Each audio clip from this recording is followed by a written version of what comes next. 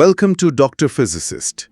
সারা বিশ্বের বাংলা ভাষাভাষী দর্শকদের স্বাগত জানিয়ে শুরু হচ্ছে doctor physicist greatest of all টাইমের নতুন একটি আসর। বিজ্ঞানের ইতিহাসে এমন কিছু মানুষ আছেন যাদের নাম হয়তো সাধারণ মানুষের মুখে মুখে ফেরে না। একদম ঠিক, কিন্তু তাদের কাজ ছাড়া আধুনিক বিজ্ঞানের অস্তিত্বই আসলে কল্পনা করা যায় না।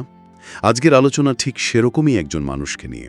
১৯১১ সালে পদার্থবিজ্ঞানে নোবেল জয়ী জার্মান বিজ্ঞানী ভিলহেলম ভিন কিভাবে প্রুশিয়ার এক প্রত্যন্ত খামারে বেড়ে ওঠা একজন সাধারণ কৃষকের সন্তান আধুনিক কোয়ান্টাম ফিজিক্সের দরজা খুলে দিয়েছিলেন, আর পরবর্তীতে প্রথম বিশ্বযুদ্ধের এক অত্যন্ত উত্তপ্ত রাজনৈতিক পরিস্থিতিতে জড়িয়ে পড়েছিলেন। হ্যাঁ, সেই পুরো অবিশ্বাস্য যাত্রাটা নিয়েই আজ আমরা কথা বলবো। বিজ্ঞানের ইতিহাস নিয়ে কথা বলতে গেলে আমরা অনেক সময়ই বিজ্ঞানীদের শুধু ল্যাবরেটরি চার দেয়ালে আটকে থাকা একঘেয়ে মানুষ হিসেবে কল্পনা করি, কিন্তু ভিলহেলম ভিনের জীবনের গল্পটা একেবারে অন্যরকম। তো এই অসাধারণ যাত্রাটা বোঝার জন্য আমাদের সোর্সগুলো কি কি?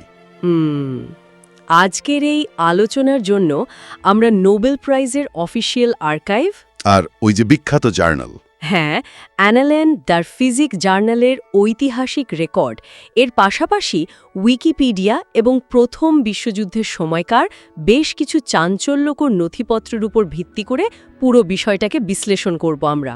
আমাদের মূল লক্ষ্য বা মিশনটা হলো ভিনের যুগান্তকারী বৈজ্ঞানিক আবিষ্কার আর তার জীবনের অত্যন্ত বিতর্কিত রাজনৈতিক অধ্যায়গুলোকে একেবারে নিরপেক্ষ দৃষ্টিকোণ থেকে দেখা, ঐতিহাসিক প্রেক্ষাপটের আলোকে পাঠ করা আর কে। তাহলে ভিনের জীবনের একদম শুরুর দিকটা দিয়ে শুরু করা যাক। ১৮৬৪ সালে প্রুশিয়ার গ্যাফকে নামের একটি জায়গায় তার জন্ম। তার পরিবারের ছিল এক বিশাল কৃষি খামার, ড্রাচেনস্টাইন এস্টেট। মজার ব্যাপার হলো সেকালের বেশিরভাগ তাত্ত্বিক বিজ্ঞানী যেখানে খুব সচ্ছল বা বিদ্যানুরাগী পরিবার থেকে উঠে আসতেন, তরুণ ভিনের জীবনটা কিন্তু মোটেও তেমন ছিল না। একেবারেই না। খামারের দৈনন্দিন রুটিন, চাষাবাদের কাজ, এসবের মধ্যেই তার সময় কাটত। মানে ভোডিতব্য যেন ওই খামারের মাটি আর ফসলের সাথে চিরস্থায়ীভাবে লেখা হয়ে গিয়েছিল। আর ঠিক এই জায়গাটাতেই গল্পটা একটা নাটকীয় মোড় নেয়। একজন তরুণ যার মন পড়ে আছে অঙ্কের জটিল সমীকরণ আর প্রকৃতির রহস্যের দিকে, তাকে দিনের পর দিন খামারের হিসাব নিকাশ আর ফসল উৎপাদনের কাজ করতে হচ্ছে। কিন্তু ১৮৯০ সালের দিকে পরিস্থিতি একেবারেই বদলে যায়। ভিনের বাবা মা দুজনেই মারাত্মকভাবে অসুস্থ হয়ে পড়েন। চিকিৎসার খরচ আর খামারের লোকসানের কারণে চরম আর্থিক সংকট দেখা দেয়। শেষমেশ তারা বাধ্য হন সেই বিশাল ড্রাচেনস্টাইন এস্টেট বিক্রি করে দিতে। এরপর তারা প্রুশিয়া ছেড়ে চলে আসেন বার্লিন ওয়েস্ট এন্ডে, আর ১৮৯১ সালে তার বাবা মারা যান। খামার বিক্রি হয়ে যাওয়া এবং বাবার মৃত্যু, এগুলো নিশ্চিতভাবেই যে কোনো পরিবারের জন্য এক বিশাল ট্র্যাজেডি। কিন্তু বিজ্ঞানের ইতিহাসের দিক থেকে চিন্তা করলে এই মর্মান্তিক ঘটনাগুলোই ভেনের জন্য এক অদ্ভুত স্বাধীনতার দরজা খুলে দেয়। হাড় ভাঙা খাটুনি আর খামারের দায়িত্ব থেকে মুক্ত হয়ে তিনি অবশেষে পুরোপুরি গবেষণায় মনোযোগ দেওয়ার সুযোগ পান। আর এই মনোযোগের ফলাফলটা ছিল রীতিমতো অভাবনীয়। মাত্র কয়েক বছরের ব্যবধানে ১৮৯৩ সালে তিনি বিজ্ঞানের ইতিহাসের অন্যতম গুরুত্বপূর্ণ একটি সূত্র আবিষ্কার করে বসেন, উইনের সরণ সূত্র বা উইনস ডিসপ্লেসমেন্ট ল। তো এই সূত্রটা পদার্থবিজ্ঞানে ঠিক কতটা গুরুত্বপূর্ণ ছিল তা বোঝার আগে আমাদের ব্ল্যাক বডি বা কৃষ্ণ বস্তুর ধারণাটা একটু পরিষ্কার করা দরকার। বিজ্ঞানের ভাষায় ব্ল্যাক বডি হল এমন একটি তাত্ত্বিক বস্তু যা তার ওপর পড়া সবটুকু বিকিরণ বা আলোকে সম্পূর্ণভাবে শুষে নিতে পারে। আবার উত্তপ্ত অবস্থায় সব ধরনের তরঙ্গদৈর্ঘ্যের আলো বিকিরণও করতে পারে। একদম। ভিন তার সূত্রে দেখালেন যে এই ব্ল্যাকবডির তাপমাত্রা এবং তার থেকে বিকিরিত সর্বোচ্চ শক্তির তরঙ্গদৈর্ঘ্যের মধ্যে একটা নিখুঁত গাণিতিক সম্পর্ক রয়েছে। সম্পর্কটা হলো ব্যস্তানুপাতিক। হ্যাঁ, অর্থাৎ বস্তুর তাপমাত্রা যত বাড়বে তার থেকে নির্গত বিকিরণের তরঙ্গদৈর্ঘ্য ঠিক ততটাই ছোট বা সংকুচিত হতে থাকবে। ব্যাপারটা যদি আমাদের প্রতিদিনের জীবনের একটা সাধারণ উদাহরণ দিয়ে ব্যাখ্যা করা যায়, ধরা যাক এক টুকরো লোহাকে কামারশালায় গরম করা হচ্ছে। শুরুতে যখন তাপমাত্রা কম থাকে, লোহাটা লাল রঙের আলো ছড়াতে থাকে। লাল আলোর তরঙ্গদৈর্ঘ্য তুলনামূলকভাবে বড়। এরপর লোহাটাকে আরও বেশি উত্তপ্ত করলে সেটা ধীরে ধীরে কমলা, তারপর হলুদ এবং একসময় নীলাভ বা সাদাটে আলো বিকিরণ করতে শুরু করে। নীল আলোর তরঙ্গদৈর্ঘ্য কিন্তু লাল আলোর চেয়ে অনেক ছোট। মানে তাপমাত্রা যত বাড়ছে বিকিরণটা তত ছোট তরঙ্গদৈর্ঘ্যের দিকে সরে যাচ্ছে। এটাই হলো ভিনের স্মরণ সূত্রের মূল কথা। হ্যাঁ, আর এর সাথে সবচেয়ে বড় বিপ্লবটা ঘটেছিল মহাকাশবিদ্যায়। ঊনবিংশ শতাব্দীর শেষ ভাগে বসে কোটি কোটি মাইল দূরের কোনো নক্ষত্রের তাপমাত্রা মাপাটা এক প্রকার অসম্ভব কল্পনা ছিল। কেউ তো আর থার্মোমিটার নিয়ে সূর্যপৃষ্ঠে যেতে পারবে না। ঠিক, কিন্তু ভিনের সূত্র বিজ্ঞানীদের হাতে একটা আক্ষরিক অর্থেই কসমিক থার্মোমিটার তুলে দিল। সূর্যের আলো বিশ্লেষণ করে যখন দেখা গেল এর বিকিরণ সবুজ নীল আলোর তরঙ্গদৈর্ঘ্যে সর্বোচ্চ হয়, তাপমাত্রা প্রায় 5778 কেলভিন। শুধু সূর্য বা নক্ষত্র কেন, আমাদের চারপাশে আজ যত আধুনিক প্রযুক্তি দেখি তার অনেকগুলোর মূলেই কিন্তু এই সূত্র। আধুনিক মিলিটারি বা মেডিকেল সায়েন্সে যে থার্মাল ইমেজিং বা ইনফ্রারেড ক্যামেরা ব্যবহার করা হয়, যা ঘুরঘুটে অন্ধকারেও মানুষের শরীরের তাপমাত্রার উপর ভিত্তি করে ছবি তুলতে পারে, তা সরাসরি ভিয়েনের সূত্রের ওপর নির্ভরশীল। এমনকি সোলার প্যানেলগুলোকে সূর্যের ঠিক কোন তরঙ্গদৈর্ঘ্যের আলোকে সবচেয়ে বেশি কাজে লাগানোর জন্য ডিজাইন করতে হবে, সেই গবেষণাতেও এই সূত্র অপরিহার্য। কিন্তু ক্লাসিক্যাল ফিজিক্সের একটা বড় সমস্যা হলো প্রকৃতি সবসময় সোজা অঙ্কের নিয়মে চলতে চায় না। বিনের সূত্রের ক্ষেত্রেও ঠিক এই সমস্যাটাই দেখা দিল। সূত্রটা আল্ট্রাভায়োলেট বা অতিবেগুনি রশ্মির মতো ছোট তরঙ্গদৈর্ঘ্যের বিকিরণের ক্ষেত্রে ল্যাবরেটরিতে একেবারে নিখুঁতভাবে মিলে যেত। কিন্তু যখনই তরঙ্গদৈর্ঘ্য বড় হতে শুরু করত, অর্থাৎ ইনফ্রারেড বা অবলোহিত রশ্মির দিকে যেত, তখন ভিনের সূত্র আর বাস্তব পরীক্ষার ফলাফলের সাথে মিলত না। আর ঠিক এই সময়ে দৃশ্যপটে আসে লর্ড র্যালি এবং জেমস জিন্সের সূত্র। মজার ব্যাপার হলো তাদের সূত্র আবার লম্বা তরঙ্গদৈর্ঘ্যের ক্ষেত্রে দারুণ কাজ করত। কিন্তু ছোট তরঙ্গদৈর্ঘ্যের ক্ষেত্রে সেটা সম্পূর্ণ ব্যর্থ হতো। এই ব্যর্থতাটা কিন্তু সাধারণ কোনো ভুল ছিল না। একে পদার্থবিজ্ঞানের ইতিহাসে আল্ট্রাভায়োলেট ক্যাটাস্ট্রফি বা অতিবেগুনি বিপর্যয় বলা হয়। কারণ র্যালি জিন্স সূত্র অনুযায়ী তরঙ্গদৈর্ঘ্য যত ছোট হবে শক্তির পরিমাণ তত অসীম হতে থাকবে। এর মানে দাঁড়ায় একটা সাধারণ ওভেন বা চুল্লি গরম করলেও তা থেকে অসীম পরিমাণ অতিবেগুনি রশ্মি বের হওয়ার কথা, যা গোটা শহরকে পুড়িয়ে ছাই করে দিতে পারে। কিন্তু বাস্তবে তো তা ঘটে না।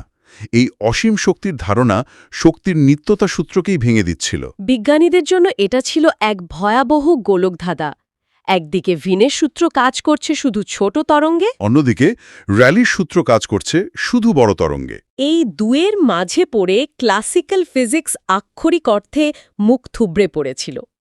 আর এই সংকট থেকে বিজ্ঞানকে উদ্ধার করতেই আগমন ঘটে ম্যাক্স প্ল্যাঙ্কের। প্ল্যাঙ্ক বুঝতে পেরেছিলেন যে শক্তি যদি নিরবচ্ছিন্ন বা কন্টিনিউয়াস স্রোতের মতো নির্গত হয়, তবে এই সমস্যার কোনো সমাধান নেই। তিনি ভিন এবং র্যালির সূত্রগুলোর মধ্যে একটা গাণিতিক সেতুবন্ধন তৈরি করতে গিয়ে প্রস্তাব করলেন যে শক্তি নির্গত হয় ছোট ছোট প্যাকেটের মতো, যাকে তিনি নাম দিলেন কোয়ান্টা। আর এই কোয়ান্টা থেকেই জন্ম নিল আধুনিক কোয়ান্টাম মেকানিক্স। প্ল্যাঙ্ক তার বিখ্যাত রেডিয়েশন ল দিয়ে প্রমাণ করে দিলেন যে শক্তি নিরবচ্ছিন্ন নয়। এই জন্যই নোবেলজয়ী বিজ্ঞানী ম্যাক্স ফন লাওয়ে একটা অসাধারণ কথা বলেছিলেন। হ্যাঁ, তিনি বলেছিলেন ভিন বৈজ্ঞানিক বিশ্বকে একেবারে কোয়ান্টাম ফিজিক্সের মূল ফটকের সামনে এনে দাঁড় করিয়েছিলেন। ভিনের সূত্রটা যদি শুরুতে ওই ব্ল্যাক বডি রেডিয়েশনের ভিত্তিটা তৈরি না করে দিত, তাহলে প্ল্যাঙ্ক হয়তো কখনই কোয়ান্টাম তত্ত্বে পৌঁছানোর অনুপ্রেরণাই পেতেন না। ভেনের প্রতিভার আরেকটা বড় দিক হল তিনি শুধু খাতা কলমে আটকে থাকা তাত্ত্বিক পদার্থবিদ ছিলেন না। তিনি ছিলেন একজন দুর্দান্ত পরীক্ষামূলক বিজ্ঞানী। 1898 সালের দিকে তিনি ক্যানাল রে বা আয়ন বিম নিয়ে কাজ শুরু করেন। তিনি একটি টিউবের ভেতর ধনাত্মক আয়ন বা পজিটিভ আয়নগুলোকে তীব্র গতিতে ছুড়ে দিয়ে সেগুলোর ওপর একই সাথে বৈদ্যুতিক এবং চৌম্বক ক্ষেত্র প্রয়োগ করেন। তার লক্ষ্য ছিল এই আয়নগুলোর গতিপথ বাঁকিয়ে দেওয়া। এই এক্সপেরিমেন্টটাই তো পরে ভিন ফিল্টার নামে পরিচিতি পায়, তাই না? ঠিক তাই, যেখানে বৈদ্যুতিক এবং চৌম্বক ক্ষেত্র এমনভাবে সেট করা হয় যে শুধুমাত্র একটি নির্দিষ্ট বেগের কণাগুলোই সোজা পথে বেরিয়ে আসতে পারে, বাকিগুলো ভিন্ন পথে বেঁকে যায়। আর এই ভিন ফিল্টার বা আয়ন বিম নিয়ে তার কাজই বিজ্ঞান জগতে আরেকটা বিশাল দিগন্ত খুলে দেয়, যার নাম ম্যাস স্পেকট্রোমেট্রি। বর্তমানে ম্যাস স্পেকট্রোমেট্রি ব্যবহার করে পরমাণু বা অণুর ভর অত্যন্ত নিখুঁতভাবে মাপা হয়। আধুনিক রসায়নে রাসায়নিক যৌগের গঠন নির্ণয়, ফরেনসিক সায়েন্সে অপরাধের ঘটনাস্থল থেকে পাওয়া সূক্ষ্ম পদার্থের বিশ্লেষণ, এমনকি মহাকাশযানে করে মঙ্গলের বায়ুমণ্ডল পরীক্ষা করার জন্য এই ম্যাস স্পেকট্রোমিটার অপরিহার্য। অর্থাৎ একজন বিজ্ঞানীর কাজের পরিধি কতটা বিস্তৃত হতে পারে ভিন তার এক অনন্য দৃষ্টান্ত। এবার ভিনের বৈজ্ঞানিক আবিষ্কার থেকে একটু ভিন্ন একটা বিষয়ে আসা যাক। বিজ্ঞানের ইতিহাসে সম্পাদকের ভূমিকা অনেক সময় আড়ালে থেকে যায়। কিন্তু ১৭৯০ সাল থেকে প্রকাশিত হয়ে আসা পৃথিবী বিখ্যাত বৈজ্ঞানিক জার্নাল অ্যালেন অ্যান্ড ডার ফিজিক এর কথা আমরা সবাই জানি। এই জার্নালের অন্যতম প্রধান সম্পাদক হিসেবে ভিলেলম ভিন এবং ম্যাক্স প্ল্যাঙ্ক যে যুগান্তকারী ভূমিকা রেখেছিলেন তা বিজ্ঞানের গতিপথই বদলে দিয়েছিল। একদম ঠিক। কোনো জার্নালের সম্পাদক হওয়া মানে শুধু কিছু লেখা ছাপানো নয়, বরং কোন নতুন ধারণাকে বিশ্ব বিজ্ঞান মহলের সামনে আনা হবে সেই সিদ্ধান্ত নেওয়ার ক্ষমতা। ১৯০৫ সালে এই অ্যানালেন দ্য ফিজিক জার্নালে এমন একজন মানুষের 4টে পেপার জমা পড়ে, যিনি তখনও কোনো বিশ্ববিদ্যালয়ের অধ্যাপক নন, পরিচিত কোনো বিজ্ঞানীও নন। তিনি ছিলেন সুইস পেটেন্ট অফিসের একজন সাধারণ কেরানি। হ্যাঁ, আমরা আলবার্ট আইনস্টাইনের কথা বলছি। ১৯০৫ সাল বিজ্ঞানের ইতিহাসে যে বছরটিকে বলা হয় অ্যানাস মিরাবিলি বা মিরাকল ইয়ার। আইনস্টাইনের পাঠানো সেই 4টি পেপার তৎকালীন প্রতিষ্ঠিত নিউটনীয় পদার্থবিজ্ঞানের অনেক ধারণার সরাসরি পরিপন্থী ছিল। প্রথম পেপারটি ছিল ফটো ইলেকট্রিক এফেক্ট নিয়ে, যেখানে তিনি দেখালেন আলো তরঙ্গের পাশাপাশি কণার মতো আচরণ করে। এই কাজের জন্যই তিনি পরে নোবেল পেয়েছিলেন। দ্বিতীয় পেপারটি ছিল ব্রাউনিয়ান মোশন নিয়ে, যা দিয়ে তিনি গাণিতিকভাবে পরমাণুর অস্তিত্ব প্রমাণ করেন। সে সময়েও কিন্তু অনেক নামজাদা বিজ্ঞানী পরমাণুর বাস্তব অস্তিত্ব নিয়ে সন্দিহান ছিলেন। আর তৃতীয় এবং চতুর্থ পেপারের কথা তো বলাই বাহুল্য। তৃতীয় পেপারটিতে তিনি উপস্থাপন করেন স্পেশাল রিলেটিভিটি বা বিশেষ আপেক্ষিকতা তত্ত্ব। এই তত্ত্ব জানিয়ে দিল যে স্থান এবং কাল পরম কোনো বিষয় নয়, বরং আলোর বেগই মহাবিশ্বের একমাত্র ধ্রুবক। আর চতুর্থ পেপারটি ছিল সেই বিখ্যাত ভর শক্তি সমতুল্যতার সমীকরণ E=mc², যা প্রমাণ করল ভর এবং শক্তি আসলে একই মুদ্রার এপিঠোপিঠ। একটু ভাবলেই অবাক হতে হয় যে একজন অপরিচিত পেটেন্ট কেরানির এতগুলো বৈপ্লবিক ধারণা, যা তৎকালীন বিজ্ঞান মহলে রীতিমতো ভূমিকম্প তৈরি করার মতো, তা ছেপে দেওয়ার জন্য কতখানি সম্পাদকীয় সাহসের প্রয়োজন ছিল। ভিন এবং প্ল্যাঙ্ক যদি সে সময় প্রতিষ্ঠিত ধ্যান ধারণার বাইরে গিয়ে এই পেপারগুলোর অন্তর্নিহিত গভীরতা বুঝতে না পারতেন, তাহলে হয়তো আইনস্টাইনকে বিশ্ববাসীর চিনতে আরও বহু বছর লেগে যেত। নতুন ধারণাকে স্বাগত জানানোর এই মানসিকতা ভিনের বৈজ্ঞানিক দূরদর্শিতার এক দারুণ প্রমাণ। কিন্তু এই দূরদর্শী যুক্তিবাদী মানুষগুলোর জীবনেই ১৯১৪ সালে নেমে আসে এক চরম পরীক্ষা। প্রথম বিশ্বযুদ্ধ শুরু হওয়ার পর বিজ্ঞানীদের শুধু ল্যাবরেটরি বা গবেষণার মধ্যে আটকে থাকার উপায় ছিল না। রাজনৈতিক এবং জাতীয়তাবাদী আবেগ পুরো ইউরোপকে গ্রাস করেছিল। আর এই সময়কার একটি ঐতিহাসিক দলিল, যা ৯৩ জনের ইশতেহার বা ম্যানিফেস্টো অফ দ্য 93 নামে পরিচিত, তা প্রকাশ পায়। এই দলিলটি আন্তর্জাতিক বিজ্ঞান মহলে এক বিশাল বিতর্কের জন্ম দিয়েছিল। এই ঐতিহাসিক প্রেক্ষাপটটা বেশ জটিল। এখানে স্পষ্টভাবে বলে রাখা ভালো যে আমরা এই বিষয়গুলো নিয়ে আলোচনার সময় কোনো রকম বিচারকের ভূমিকায় যাচ্ছি না বা কোনো পক্ষ নিচ্ছি না। তৎকালীন চরম উত্তপ্ত রাজনীতিক পরিস্থিতিতে ঠিক কী ঘটেছিল এবং ঐতিহাসিক দলিলগুলোতে কী উল্লেখ আছে, শুধু সেই বাস্তব চিত্রটাই নিরপেক্ষভাবে তুলে ধরার চেষ্টা থাকছে। ১৯১৪ সালে প্রথম বিশ্বযুদ্ধ চলাকালীন জার্মানির সামরিক বাহিনী বেলজিয়ামে আক্রমণ করে।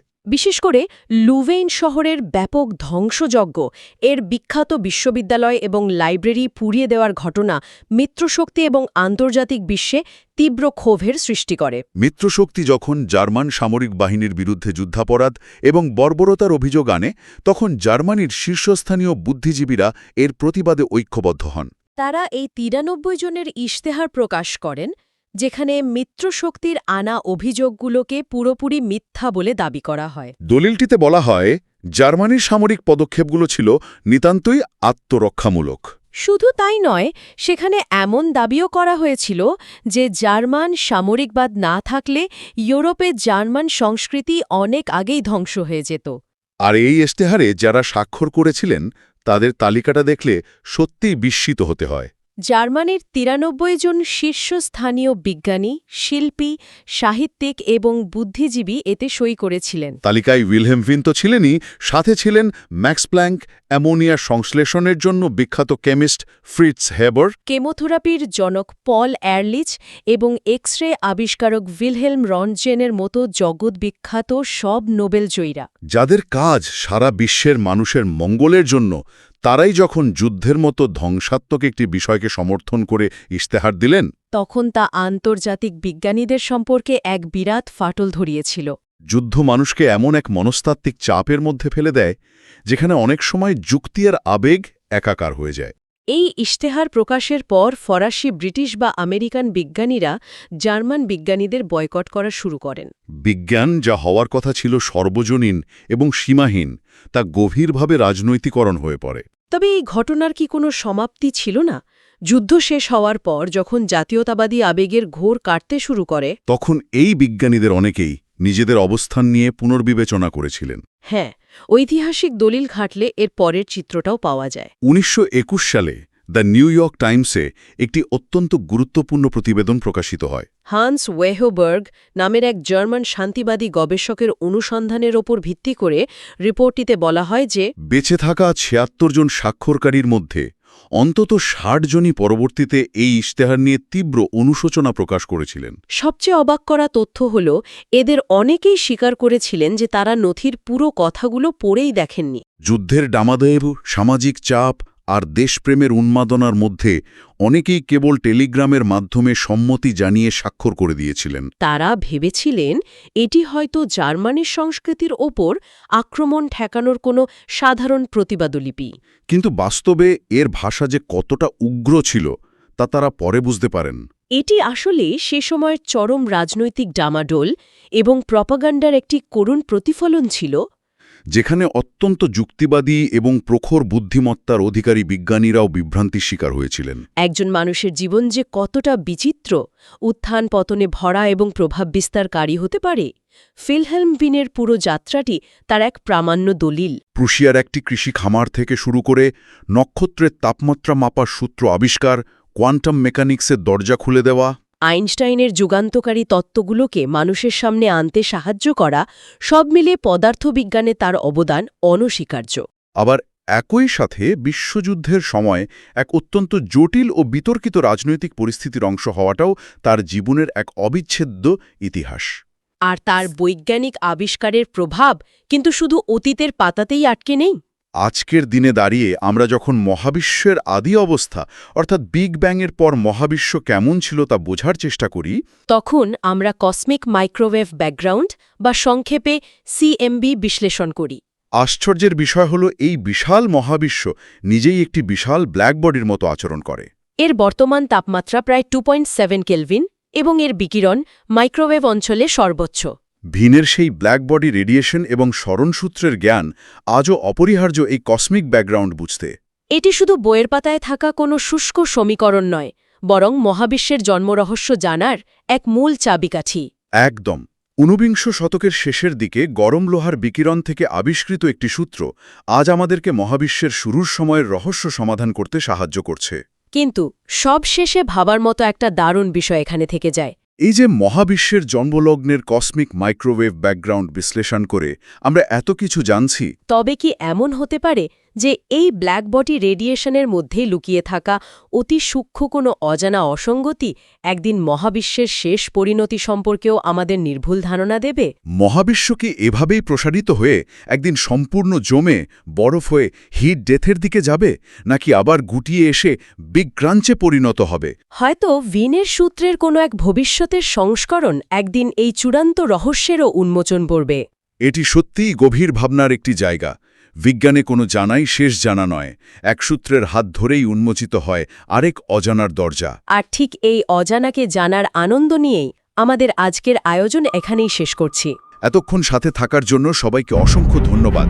ডক্টর ফিজিসিস্টস গ্রেটেস্ট অফ অল টাইমের আসরে আবারও দেখা হবে বিজ্ঞানের নতুন কোনো রোমাঞ্চকর যাত্রা এবং অজানা সব তথ্য নিয়ে।